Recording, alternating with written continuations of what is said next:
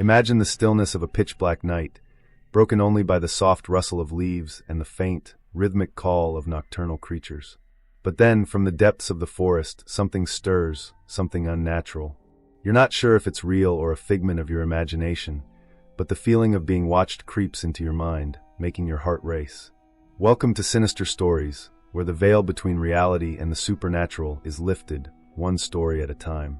Tonight, we bring you The Werewolf in the Forest, a chilling account from the remote Amazonian village of Coari in the 1970s.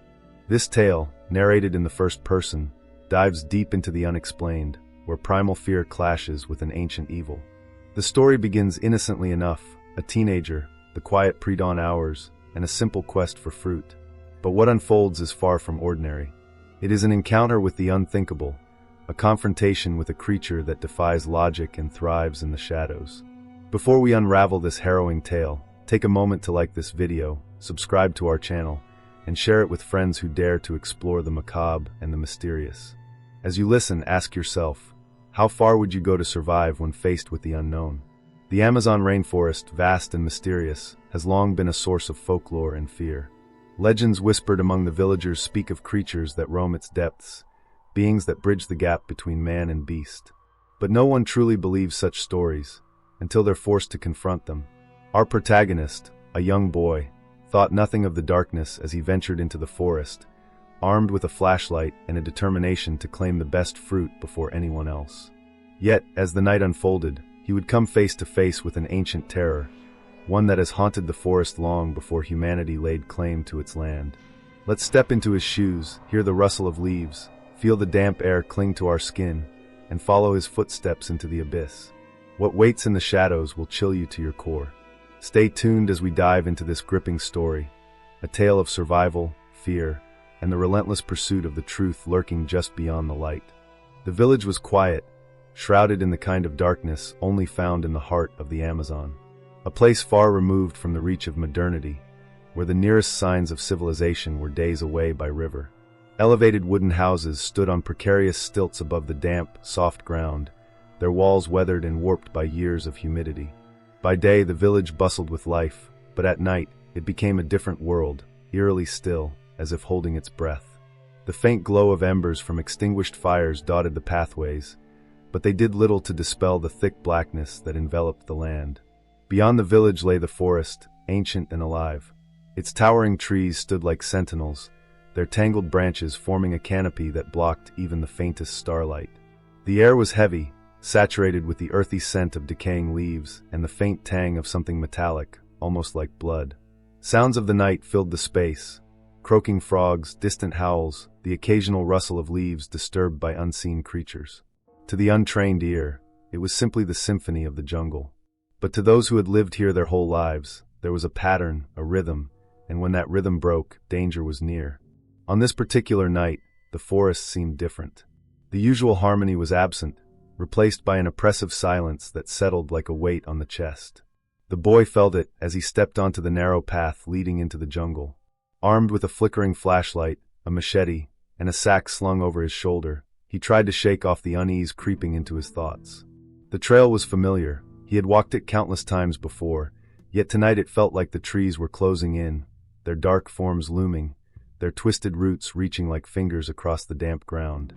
As he ventured deeper, the village lights disappeared behind him, swallowed by the dense foliage.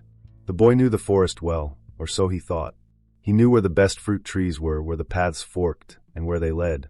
But tonight, every shadow seemed to stretch longer, every sound felt amplified.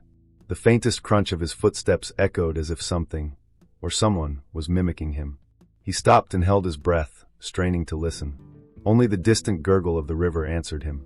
Then he noticed something strange. The trees, which usually stood silent, seemed to creak and groan as if moving in the wind, but there was no wind. The air was unnervingly still.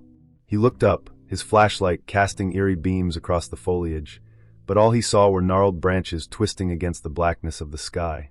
His pulse quickened, and he tightened his grip on the machete, the cold metal biting into his palm. He pressed on, ignoring the gnawing fear in his gut. He had grown up here. The forest was his home.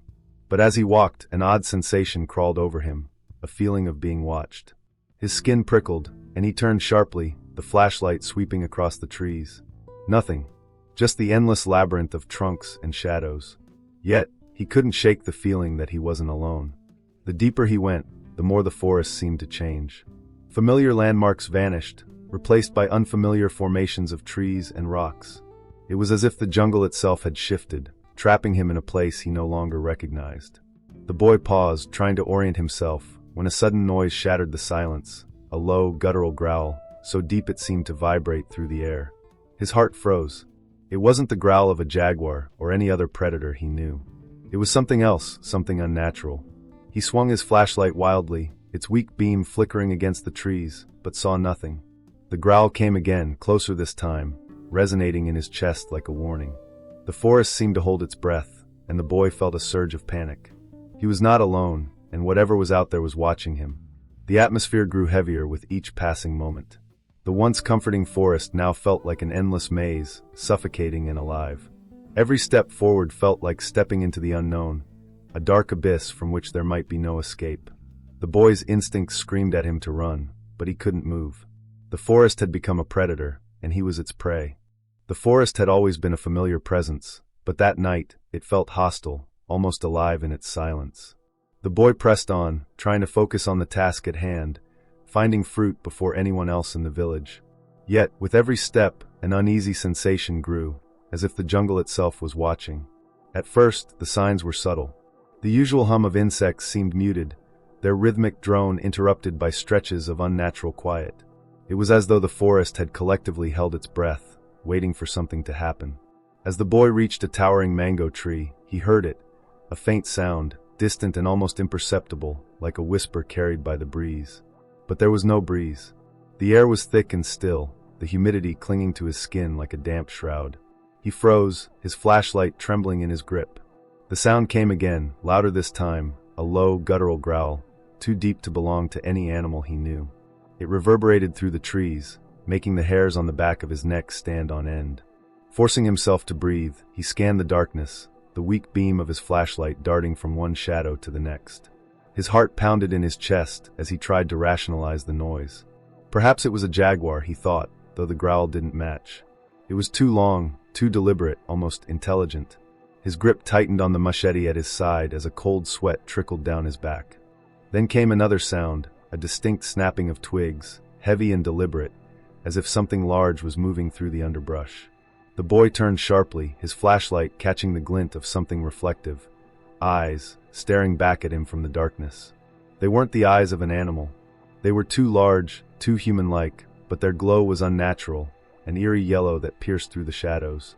He gasped, stumbling back a step, his breath catching in his throat. The eyes disappeared as suddenly as they had appeared, swallowed by the black void of the forest. The boy stood frozen, every instinct screaming at him to run, but his legs felt rooted to the ground. He forced himself to move, taking cautious steps backward, his ears straining for any sound. That's when he heard it, a faint but distinct rustling circling him. Whatever was out there wasn't retreating. It was toying with him. A sudden chill swept over him, cutting through the humid air like a knife. It was an unnatural cold, one that seemed to seep into his bones. His flashlight flickered, the beam weakening as if the darkness itself was consuming it. The boy whispered a quiet prayer under his breath, his voice trembling. But the forest offered no solace. Instead, it seemed to close in around him, the trees pressing tighter, their twisted branches forming grotesque shapes in the dim light. The growling returned, closer now, vibrating through the ground beneath his feet. It wasn't alone this time. There were more sounds, snarls, whispers, and an odd clicking noise that made his stomach churn. The boy spun in place, his flashlight sweeping across the shadows, but no matter where he turned, the sound seemed to come from all directions. Panic set in, his breaths coming in short gasps as he realized he was surrounded. Suddenly, a loud crash echoed from his left, as if a massive tree had been felled. He whipped around, his flashlight illuminating nothing but empty space. Yet, the feeling of being watched intensified, oppressive and suffocating. His pulse raced as he caught movement in the corner of his eye, a shadow darting between the trees, too fast to be human. The boy's instincts took over. He turned and ran, the machete clattering against his side as he sprinted through the dense foliage.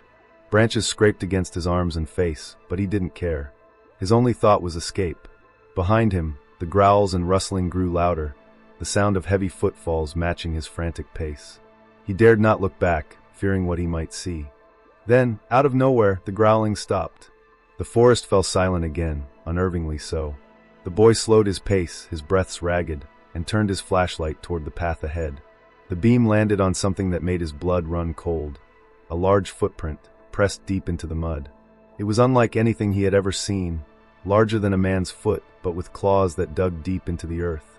He stepped back, his heart hammering in his chest, when the growling returned, louder and more ferocious than ever. It came from directly in front of him. Slowly, he raised his flashlight, the beam shaking as it climbed the twisted trunks of the trees. And then he saw it, a figure emerging from the shadows, massive and hunched, its yellow eyes burning with a malevolent glow. The boy's scream was swallowed by the jungle as the creature lunged forward, its growl reverberating through the darkness. The flashlight fell from his hand, its light extinguished as the forest was plunged into complete blackness. Only the sound of his terrified breaths and the beast's low snarls remained, echoing in the void. The boy stood frozen, his heart pounding as the beast's snarls echoed through the forest. The faint moonlight filtering through the treetops illuminated his sweat-drenched face, but offered little comfort in the consuming darkness. His mind raced, torn between two terrifying choices.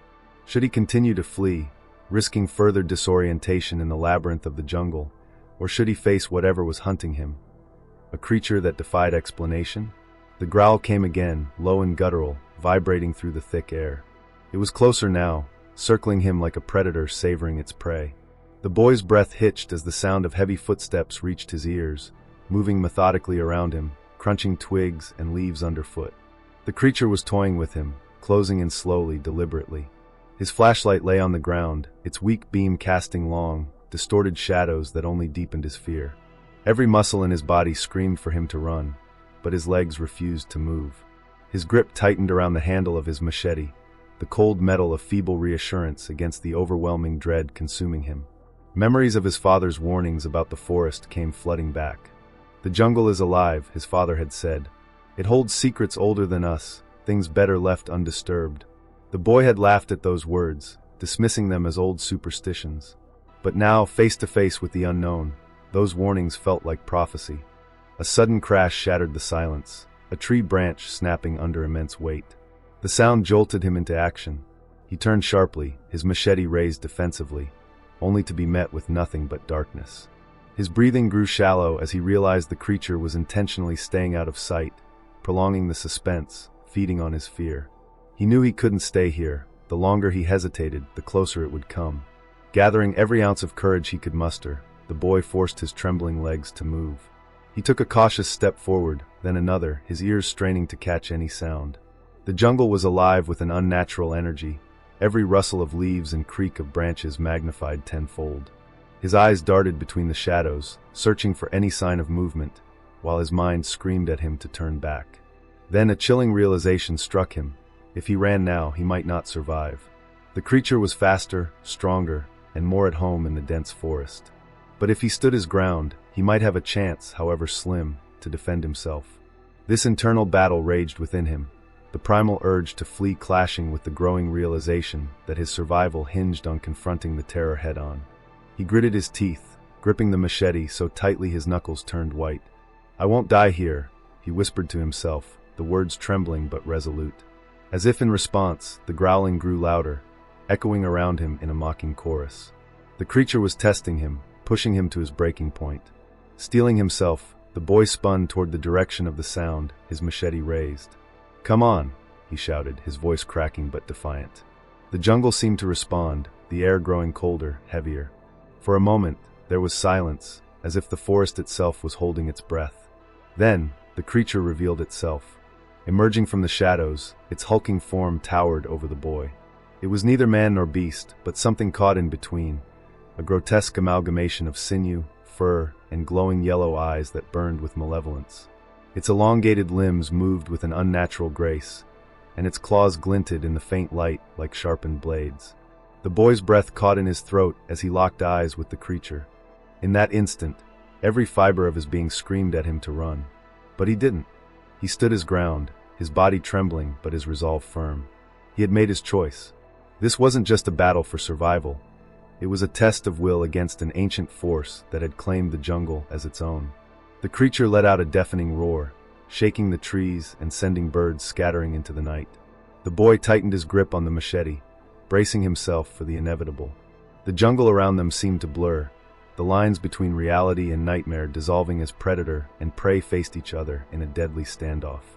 In this moment, the boy wasn't just fighting the beast, he was battling his own fear, the terror that threatened to consume him. And as the creature lunged, he swung the machete with all his might, not knowing whether his strike would save him, or merely delay the inevitable. The beast lunged forward with a speed that defied its massive size, its claws slashing through the air with a guttural snarl that seemed to echo in every corner of the jungle. The boy barely managed to sidestep the attack, his instincts taking over as he swung the machete in a wide arc. The blade caught the edge of the creature's forearm, slicing into its flesh. A roar of pain erupted from the beast, shaking the trees and causing the boy to stumble backward. For the first time, he got a clear look at his attacker. The dim moonlight filtering through the canopy revealed a grotesque figure, its body covered in matted fur, muscles rippling beneath the surface as it moved. Its face was something out of a nightmare, a twisted combination of human and wolf. Its eyes burned with an unnatural yellow light, intelligent yet feral, as if it were studying him, calculating its next move. The boy's heart pounded in his chest, each beat echoing in his ears as the realization hit him. This wasn't just an animal. It was something far worse, something that shouldn't exist. The creature growled, low and menacing, circling the boy like a predator toying with its prey. The boy raised his machete again, his hands trembling, but his grip was firm. The air around him felt thick, suffocating, as if the jungle itself was conspiring with the beast. Every shadow seemed alive, every sound amplified. The boy's breath came in shallow gasps as he tried to keep his eyes on the creature, but it moved with an unsettling speed, disappearing into the darkness and reappearing a moment later from a different direction. "Show yourself," the boy shouted, his voice trembling but defiant. The only response was a series of guttural growls, each one closer than the last. Suddenly, the beast darted forward again, its claws slashing at the boy's side. He managed to leap back, the sharp tips narrowly missing him, but the force of the attack knocked him off balance. He fell to the ground, the machete slipping from his grasp as he hit the damp forest floor. The creature towered over him now, its breath hot and rancid as it stared down at him.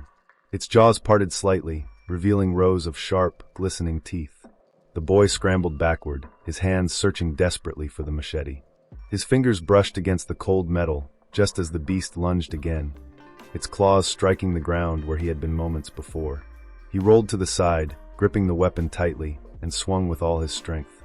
The blade connected with the beast's shoulder, slicing deep. Another roar of pain erupted from the creature as it staggered back, its glowing eyes filled with rage. The boy scrambled to his feet, his body shaking with adrenaline. Blood dripped from the wound, but the creature seemed unfazed, its focus entirely on him. The boy realized that while he had managed to hurt it, he hadn't slowed it down. The jungle around them seemed to react to the confrontation.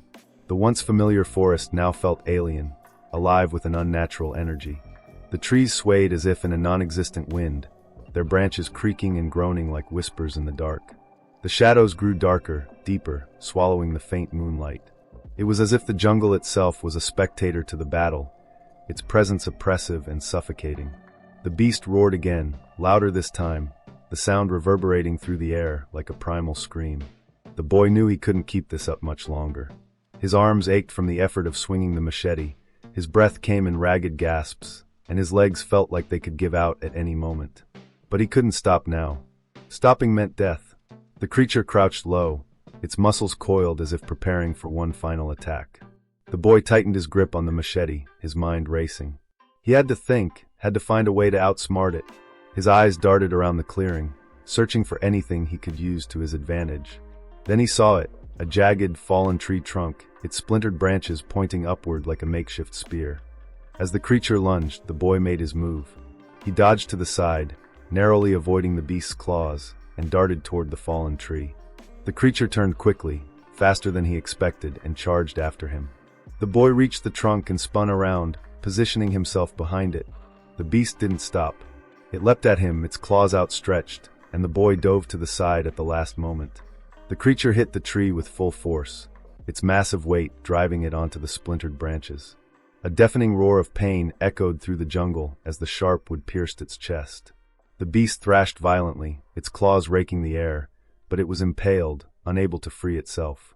The boy watched in stunned silence, his chest heaving as he tried to catch his breath. For a moment, the jungle fell silent again, save for the creature's labored breaths. Its glowing eyes locked onto the boy, not with rage, but with something almost human, pain, desperation, and a haunting recognition. The boy felt a chill run through him as he realized this thing, whatever it was, wasn't entirely a beast. With one final, guttural growl, the creature's movements slowed, then stopped. The jungle seemed to exhale, the oppressive energy lifting as the boy collapsed to his knees, his body trembling. He stared at the lifeless form of the beast, unsure if he had truly survived or if the nightmare was just beginning. The forest around him returned to its usual chorus of sounds, but something felt different. The boy couldn't shake the feeling that the jungle had witnessed everything, that it had chosen to let him live. And as he stumbled back toward the village, clutching his machete, he couldn't help but glance over his shoulder, half expecting to see those glowing yellow eyes staring back at him from the darkness. The boy stood frozen, his breath coming in sharp, ragged gasps as he stared at the motionless beast impaled on the jagged tree trunk. The jungle around him seemed to hold its breath, the air unnervingly still. He wanted to believe it was over, that he had somehow survived this impossible encounter. But the oppressive weight in the atmosphere told him otherwise. Something was wrong, deeply, horrifyingly wrong. He inched closer to the creature, his trembling hand clutching the machete, as if it were the only thing tethering him to reality. Its massive form was now limp, its fur matted with dark, viscous blood that pooled beneath it. The faint moonlight glinted off its claws and teeth, and for the first time, he noticed the intricate scars etched into its flesh, almost like symbols. They seemed deliberate, purposeful, as if someone or something had marked this creature. The boy's heart raced as a chilling thought crept into his mind. What if this wasn't a beast born of the jungle? What if it had been made? He leaned in closer, the acrid stench of blood and decay stinging his nostrils. His flashlight flickered weakly, its beam illuminating the creature's face. It was grotesque yet eerily human. Its sunken yellow eyes, now lifeless, still seemed to watch him, filled with an unspoken malice. Then, without warning, the creature's chest heaved. The boy staggered back, his heart leaping into his throat as a guttural wheeze escaped its maw. The beast wasn't dead. Its clawed hand twitched, the fingers curling slightly as if reaching for him. He stumbled further, his back hitting a tree as the machete slipped from his hand. Panic set in, and his eyes darted around for an escape route, but his legs felt rooted to the ground. Before he could act, a low, rasping voice echoed through the clearing. It wasn't coming from the jungle.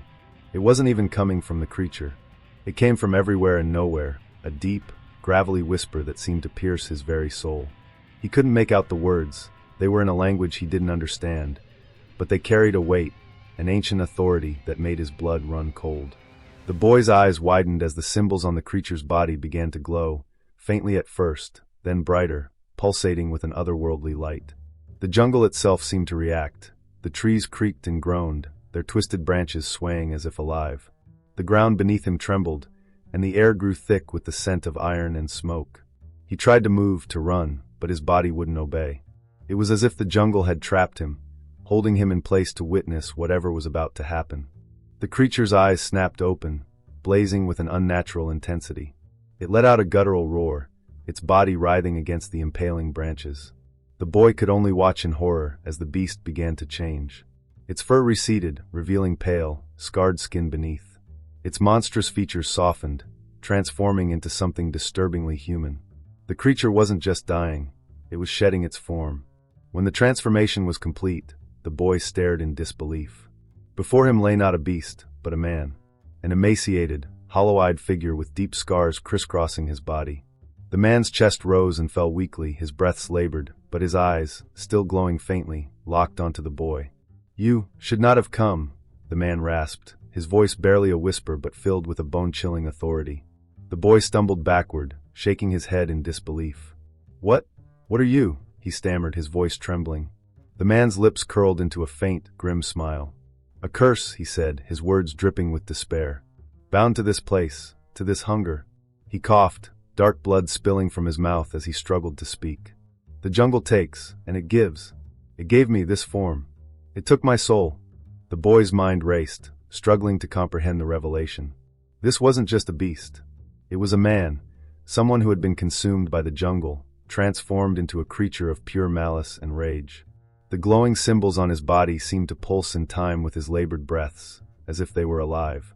"You released me," the man rasped, his voice barely audible now. "But you have awakened it." His gaze shifted to the jungle, his glowing eyes filled with a haunting dread. "It watches. It waits. It will not stop." Before the boy could respond, the man's body convulsed violently, his back arching as a final, guttural scream tore from his throat. The glowing symbols flared brightly, then faded into nothingness as his body fell limp.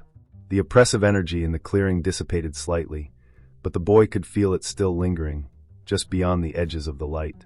Trembling, he picked up his machete and flashlight, his mind a whirlwind of fear and confusion. He needed to get back to the village, to tell someone, anyone, what he had seen. But as he turned to leave, the jungle erupted into life. The once muted sounds of insects and rustling leaves returned with a vengeance, but they were wrong. Distorted, warped, as if the jungle itself was mocking him. And then from deep within the shadows he heard it, a low, guttural growl, identical to the one that had started it all. His blood ran cold as he realized the truth. The man's death hadn't ended the nightmare. It had only unleashed something far worse. The boy broke into a sprint, his flashlight flickering as he ran through the labyrinth of trees. Behind him, the growls grew louder, closer, accompanied by the snapping of branches and the pounding of heavy footsteps. The jungle wasn't done with him yet. And as he ran, the whispers returned, echoing through the night with a promise he would never forget. "You belong to it now." The boy's legs burned with exhaustion as he sprinted through the dense forest, his chest heaving with every labored breath. The once familiar jungle now felt endless, its paths twisting and shifting as though conspiring to trap him. His flashlight flickered weakly, casting erratic shadows that seemed to reach out like ghostly hands. Behind him, the growls grew louder, deeper, vibrating through the thick, humid air. The creature, or perhaps the jungle itself, was relentless, and no matter how fast he ran, the sense of being hunted never wavered. The trail he had walked countless times as a child now felt foreign, unfamiliar. He tripped over a root hidden in the undergrowth, crashing to the damp ground. The flashlight flew from his grasp, its beam spinning wildly before landing face down, plunging the area into near-total darkness. Panic surged as he clawed at the ground, groping blindly for the flashlight, his fingers scraping against rough bark and damp leaves. When he finally found it, he quickly flicked it back on, the weak light illuminating the ominous surroundings. He staggered to his feet, but something felt different. The jungle had fallen eerily silent. No growls, no rustling leaves, just the faint hum of insects, their monotonous drone a stark contrast to the chaos that had surrounded him moments ago. It was as though the forest itself was holding its breath, watching, waiting. The boy hesitated, his instincts screaming at him to keep moving, but the oppressive silence froze him in place. His pulse thundered in his ears as his eyes darted through the shadows, searching for any sign of movement. Slowly, he began to step backward, his flashlight trembling in his grip. Then he saw it. At the edge of the clearing, partially obscured by the dense foliage, a pair of glowing yellow eyes stared back at him. They were different from before, calmer, more calculated, as if the creature was no longer in a hurry. It was studying him, savoring the fear radiating from his trembling form. He raised his machete, his arms shaking, and took another cautious step back. Without warning, the eyes disappeared, swallowed by the darkness. A new sound emerged, soft at first but growing steadily louder, a rhythmic tapping, like claws scraping against wood. It came from above. The boy tilted his flashlight upward, the beam slicing through the dense canopy. His breath caught in his throat as he saw it perched on a branch, its massive form silhouetted against the faint moonlight. The creature's grotesque figure seemed to meld with the shadows, its glowing eyes locked onto him with an intensity that made his knees buckle.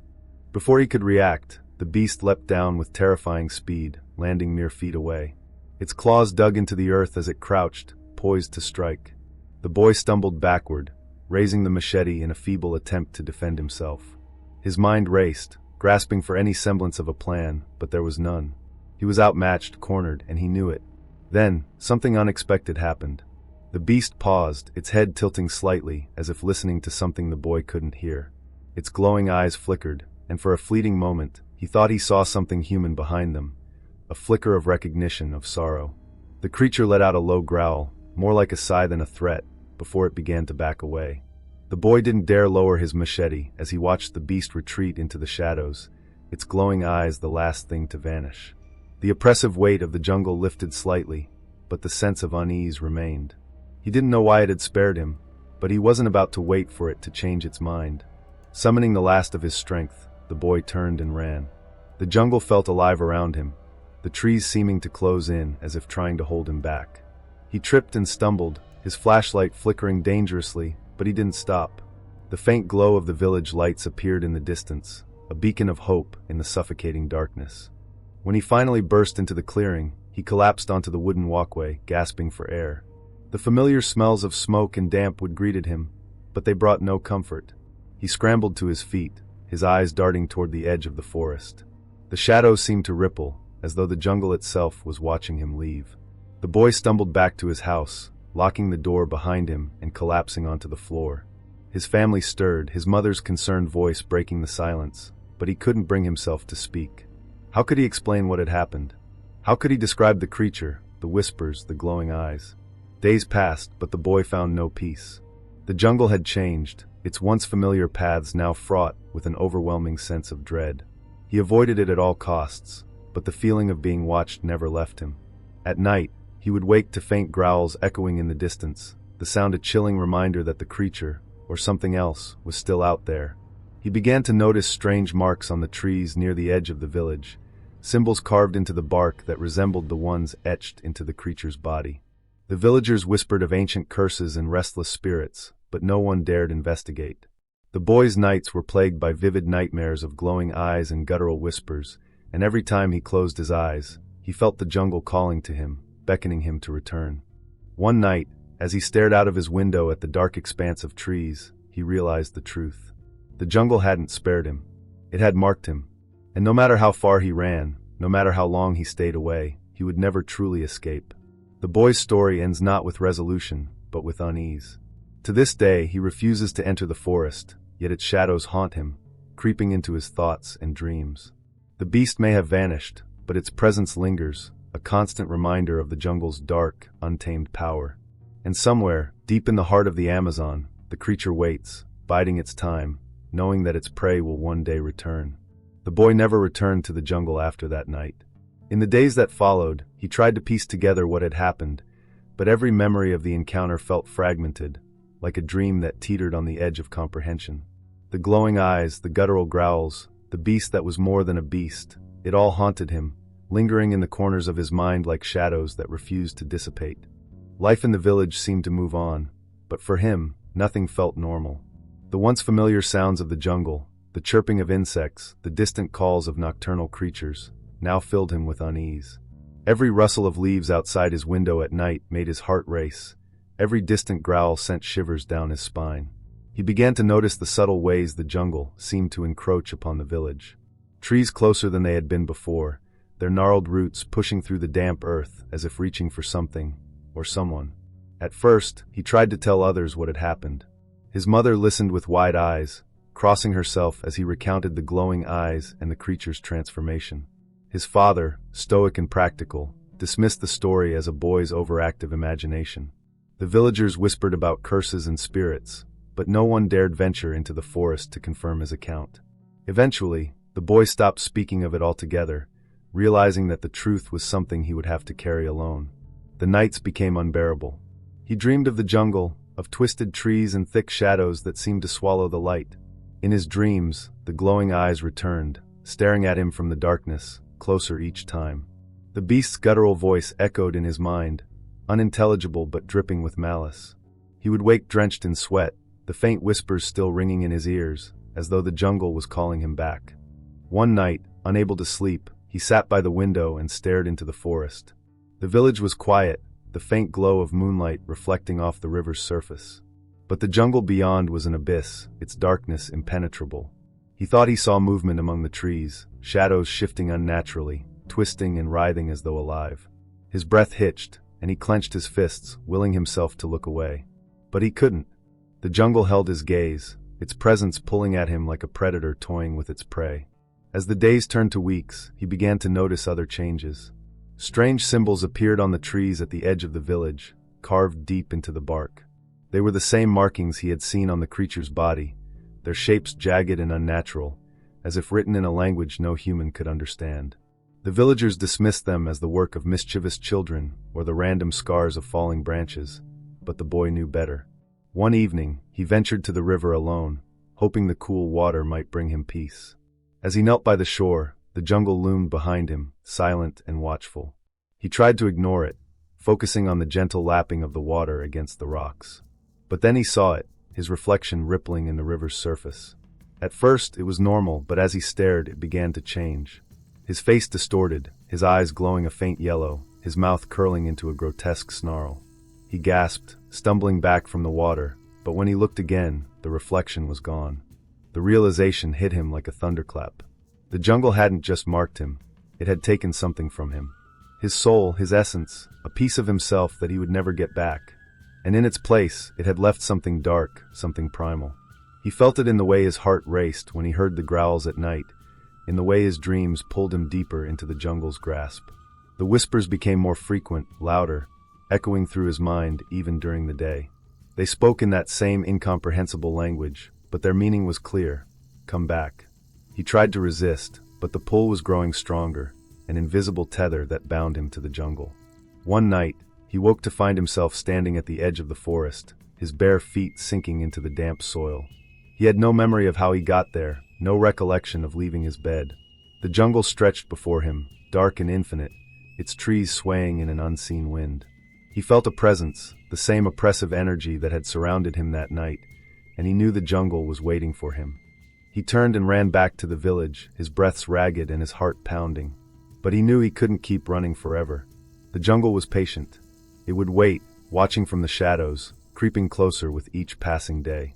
Years later, the boy, now a man, left the village, hoping to escape the jungle's reach. But no matter how far he traveled, the memories followed. The dreams continued, more vivid and terrifying than ever.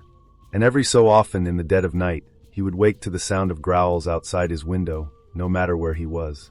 Even now, he wonders if he truly escaped or if the jungle allowed him to leave, knowing it had already claimed him.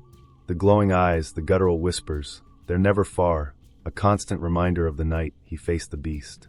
He knows deep down that one day he will return. Not because he wants to, but because the jungle will demand it. And when that day comes, he will walk willingly into its embrace, knowing that the terror he left behind was only the beginning.